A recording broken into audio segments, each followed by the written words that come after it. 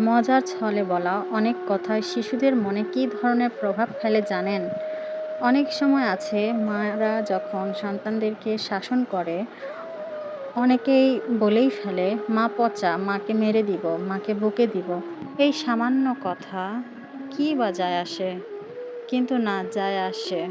এই মজার ছলে বলা একটি বাক্য শিশুর মনে মায়ের সম্মানকে প্রশ্নবিদ্ধ করে। শিশু যখন দেখে তার মা তাকে শাসন করছে, আর তারই আপন দাদা দাদি, নানা নানি, খালা ফুফু তার মাকেই পচা বলছে, তখন শিশুর মনে একটি কনফিউশন তৈরি হয়।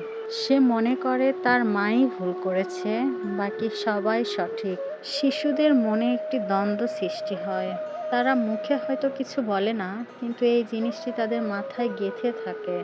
পরবর্তীতে ওই শিশুকে যখন শাসন করতে যাওয়া হয়, তখন সে মনে করে সে ঠিকই আছে, মাই তাকে অযথাই বকছে। তখন শিশুদের মনে নানান প্রশ্ন আসতে থাকে। মা কি আসলেই আমার ভালো চায়? যে মানুষটি আমাকে ভালোবাসেন, তিনি কি সত্যিই পচা?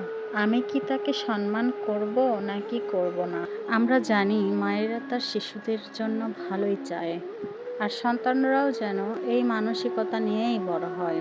তাই কোনো মা যখন তার সন্তানকে শাসন করবে, সেই সিদ্ধান্তকে সম্মান করুন। শিশুকে বলুন, তোমার মা তোমার ভালো চায় বিধায় তোমাকে শাসন করছে। শিশুর সামনে কখনোই নেতিবাচক কথা বলবেন না।